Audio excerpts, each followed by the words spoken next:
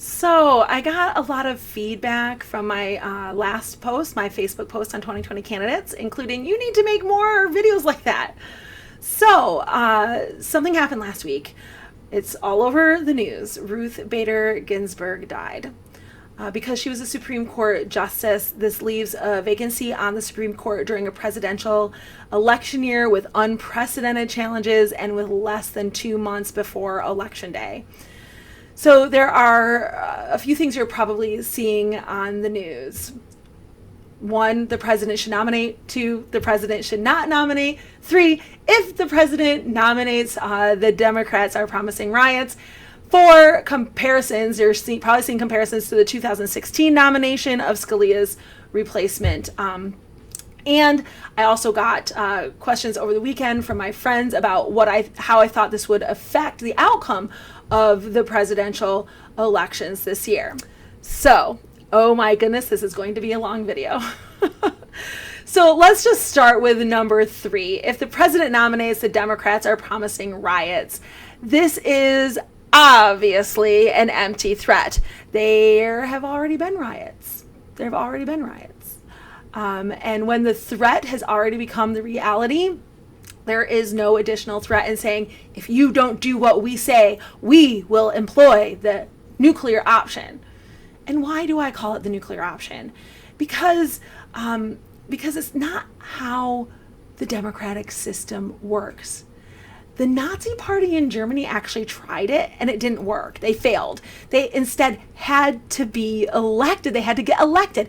In a democratic system, if you don't like a decision or a policy of someone in power, you vote them out. You don't use violence. The use of violence undermines your credibility. And here's why the Democrats should be listening. If President Trump nominates someone you don't like, this could actually mobilize your base to do the democratic thing and go to the polls. I mean, come on. There isn't a lot of energy behind the Biden campaign this year. A Trump nomination of a new justice could actually energize and mobilize the Democratic base to vote. However, energizing and mobilizing a group to riot is a failed fascist method. Threats of violence do not belong in a democratic system designed for a peaceful transfer of power. And the use of such a threat really does make it look like the Democrats are abandoning the concept of a free republic altogether and want to instead force their will upon the country. Instead of taking their arguments to the people, defending them, and using them to participate in the system in such a way as to benefit their party. It not only undermines their credibility, but it starts making them look desperate and unhinged, as many on the right are already claiming. But at the same time, Republicans should understand that if Trump nominates a justice, it could energize and mobilize the Democratic base to go out and vote for Biden. Biden could get more votes if Trump makes the nomination than he would have otherwise. A nomination could actually hurt Trump's chances at re-election, but so could leaving it vacant. Because I also hear some Republicans saying that not nominating and not confirming a Supreme Court justice will motivate and energize their base. This is a ridiculous notion. Republicans have the power right now to do what their base wants them to do. And if Trump fails to nominate a justice, rank and file Democrats will see him as not doing his job. And if Republican senators fail to confirm a justice nominated by Trump, they will further alienate their base as rank and file Republicans lose confidence in the people that are supposed to represent them. And I know there are 23 Republican senators up for re-election as opposed to only 12 Democratic senators. And while Republicans up for re-election may want to not offend nonpartisan voters or undecideds, maybe hoping for their votes in November, alienating their ever-shrinking base probably has much farther-reaching consequences for their party. And I think the rank and file Republicans should be questioning the motivation of Republican senators' refusal to vote for confirmation, because then it appears it's their own personal power and position is more important to them than the wishes of their constituents, the people they claim to represent, or even more important than the vision they claim to have for America's future. Remember, I don't have a horse in the partisan game, but every Republican senator should be asking themselves this question: which is more or even most important? Getting Trump reelected, because voting to confirm may help energize Biden voters. Getting a conservative on the court, something their base desperately sees as imperative. Or is their own personal power and position as a U.S. senator the most important thing to them? Okay, let's go back to Democrats.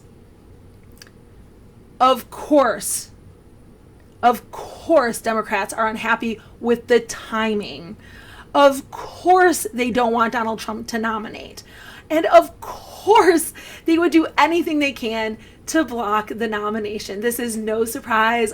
It's to be expected, especially as Ruth Bader Ginsburg was considered a liberal justice, and Democrats, of course, want to replace a liberal justice with a liberal justice. That is only fair. Unfortunately, even though part of the left's motivation behind their policies and positions is an attempt to make things fair, right now life is not fair. And it operates outside the realm of some idealistic fairness. But there's also other factors that play into what is fair. So just hang with me. Justice David Souter and Justice Stevens both retired while Obama was in office. And this gave President Obama the opportunity to appoint 2 liberal justices to replace him. And both of these justices retired in Obama's second term to ensure that Obama would be in office to replace them with liberal justices. And keep following me. Although Souter was appointed by George H.W. Bush, he consistently voted with the court's liberal wing. And he retired almost specifically to ensure that his liberal vote would be replaced with another liberal vote on the court, as he was confident Obama would appoint such a person, and he had no idea who would be president next. Likewise, when President Ford, a Republican president, appointed him, Justice Stevens self-identified as a conservative. And he was confirmed 98-0. This was a time before partisan politics made it into the nomination and confirmation process of Supreme Court justices. But he was confirmed 98-0, self-identifying as a conservative. And he actually did start out solidly conservative on this highest court. But a 2003 statistical analysis of the voting patterns of the Supreme Court found that Justice Stevens was actually the most liberal justice on the Supreme Court. Thus, it makes sense that he too retired when a more liberal justice was guaranteed to replace him. So there's 2 points I want you to walk away with here, 2 takeaways. One, Ruth Bader Ginsburg chose to not retire while President Obama was in office. She could have, she chose not to. Second, just because a Republican appoints someone who appears to be a conservative at the time of appointment does not mean they will vote with the conservative side of the court. At least not forever. Or maybe even ever. I mean, just ask conservatives what they think about Chief Justice John Roberts, appointed by Republican George W. Bush. All right. Now, let's look at number 4, the comparison between the Scalia replacement scenario and what is happening right now.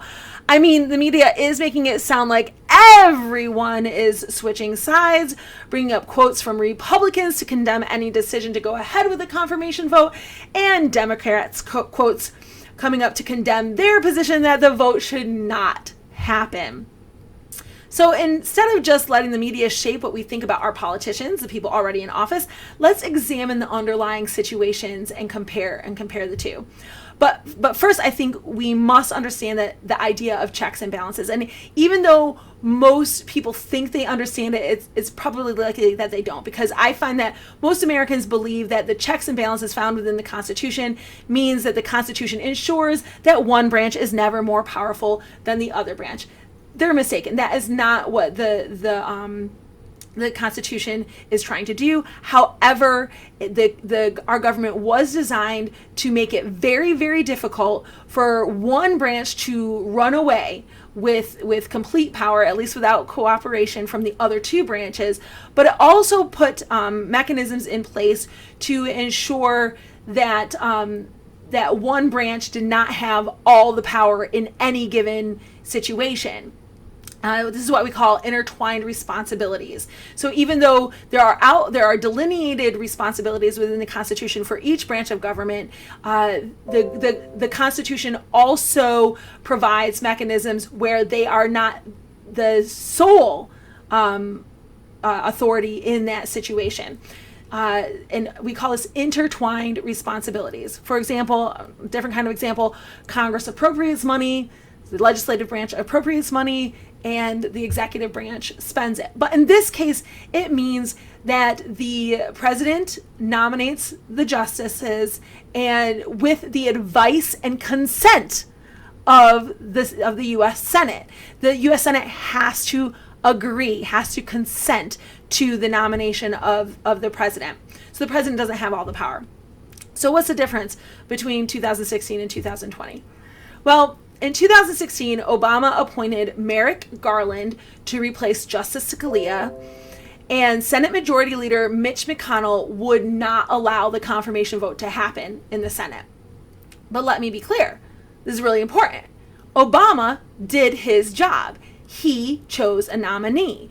Thus, in comparison, Trump must also do his job and choose a nominee. And if one holds a consistent view of what is proper and constitutional, no one can object to Trump choosing a nominee, because nomination is not the end. I mean, just because Obama chose Garland, this did not automatically make Garland the next Supreme Court justice. And once Trump nominates someone, it is out of his hands. It is out of his hands and in the hands of the Senate. Intertwined responsibilities. This is actually a simple comparison. The Democrats did not have a majority in the Senate in 2016. They had a Democratic president under whom Ruth Bader Ginsburg chose not to retire. But there was a Republican Senate. The Republicans had the majority, and they chose, in their constitutional role, to not consent to Obama's nomination. However, in 2020, there's a Republican president who would nominate a replacement for Ginsburg and a Republican majority in the Senate. The Senate could agree to give advice, hold hearings, and vote on the nominee, or they could decide not to, because that was their right in 2016. That is their right in 2020. They could also decide to hold hearings and vote on the nominee, and the nomination could still fail. They do not have to consent to the president's nomination. And all of this is because of the checks and balances within the system. All the checks and balances within the system, even the ones I'm not even talking about. There's more.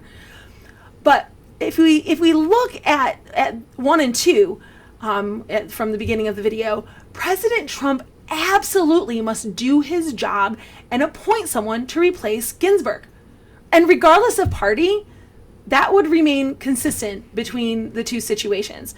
And even though it is the Democrats' hatred for Donald Trump that is motivating their words and actions, and it's the only difference in scenarios does not lie with their hatred for Trump.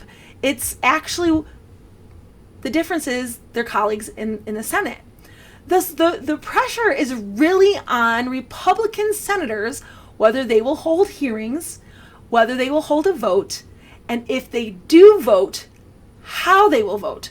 And then we're back to the top of this discussion again. So, to recap, it is the president's job to nominate a replacement. He must fulfill his constitutional duty. Doing so may actually help energize the Democratic base. Democrats have a huge image problem, promising violence instead of ballots. But Trump's nomination could help them recalibrate and could actually be good for their party. Or up to 4, constitutionally, it is up to the Senate to give advice and consent to the president on his nominations. They can choose to give it or not. Whatever they choose, there will be consequences. 5, Ruth Bader Ginsburg chose to not retire during Obama's presidency. That is not the fault of Trump or the Republicans. Timing and life is not fair. 6, nominating a conservative justice does not guarantee the individual will vote with the other conservatives on the court. And really quickly, I kind of want to address those questions from my friends of what do you think the consequences of this vacancy will have on the 2020 presidential election. Well, who remembers the 2000 election? Is that enough said, or do I need to clarify? I was there in Palm Beach County watching them recount the ballots. It was excruciating. And butterfly ballots and hanging chads aside, it was one county. And they did not finish in time to certify the vote. But even if they had, the U.S. Supreme Court ruled that if they recounted one county's ballots, they had to recount every single ballot in Florida. Every single ballot. For justification, they used the Equal Protections Clause. And this was also a 7-2 decision, a per curiam decision, which, okay, I won't get into that. That's another conversation for another day. But we live in a year where they're already promising the first count in the election will take weeks nationwide. So what about a recount in every precinct, in every district, in every county, in every state where all election laws are local? How long might that take? And what are the chances that a candidate won't take a particular state's results to the court system, or multiple states' results to the court system? And won't that again find its way to the Supreme Court? Are you ready for another conversation yet?